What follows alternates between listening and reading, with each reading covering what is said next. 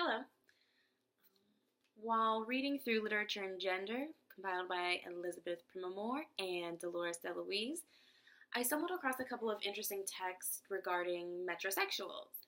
And I really just wanted to take a deeper look into what being a metrosexual means and if the term metrosexual has changed since the 90s to today. If you were to ask me what is a metrosexual, I would simply say it is a heterosexual male who is particularly handsome, dressed nice, and who is commonly mistaken for a homosexual. Mark Simpson wrote Metrosexual's Male Vanity Steps Out of the Closet in 1994.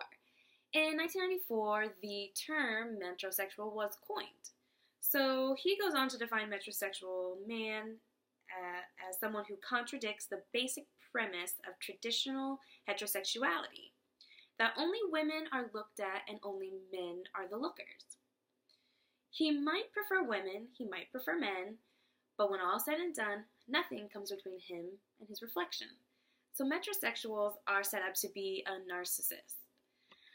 They are self-centered, they're focused on them, and their actions are really to just benefit themselves. Mark Simpson goes on to say that GQ, Esquire filled their magazines with images of narcissistic young men sporting fashionable clothes and accessories.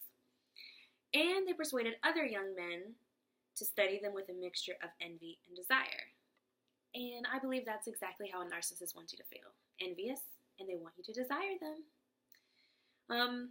Mark Simpson goes on to conclude that behold the metrosexual, pampered by women, technology, and capitalism, behold the metrosexual as a star.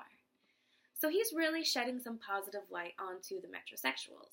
They're loved by women, they are pampered, they have clothing designers wanting to dress them. They are living their lives as if they're rolling onto a red carpet every single day. They are celebrities.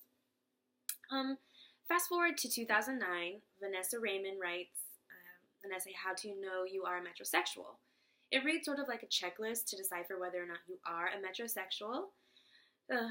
Vanessa asks, do gay men hit on you? Do you use more than one product in your hair? Do you refer to your hair products as products? Do you receive spa services? Does the paraffin dip help to calm you? Manicures, pedicures, facials, and exfoliation are all part of a metrosexual's routine. So while I'm reading this essay, I'm thinking about Patrick Bateman from American Psycho. There's a particular scene where he begins his morning in his New York apartment. It is very clean, minimalist decor. There's a Les Miserables poster on there. He wakes up and he puts on an ice mask to reduce the puffiness of his face, of his eyes, while he does his morning exercises. He then goes into his shower where he lathers up with expensive gels and oils, and then he finishes his routine with a exfoliation, scrub, a face peel. He is the definition of a metrosexual. So really defines a metrosexual. Beyond the manicures, hair products, designer clothing, a metrosexual can be found at trendy bars, up-and-coming clubs. They are looking, smelling, feeling, living a nice, lavish lifestyle, and they do it without shame. They are proud to be who they are. The meaning of a metrosexual hasn't really changed since the 90s, but the perception of a metrosexual has ultimately changed. And because of that, the term has since been a little bit more updated. In the 90s, metrosexuals had a taboo, almost negative connotation. And I think it's partly because we did not embrace, as a society, we did not embrace the LGBT community as we do today. In the 90s, being gay was still kind of like a taboo lifestyle. Whereas today, gays can get married. We have parades. No one's really looking down upon the community. I mean, if you are, people are looking at you like you're obtuse and archaic. In the 90s, the term metrosexual was almost as an insult. Like, how dare you want to look nice? How dare you want to live a cultured life?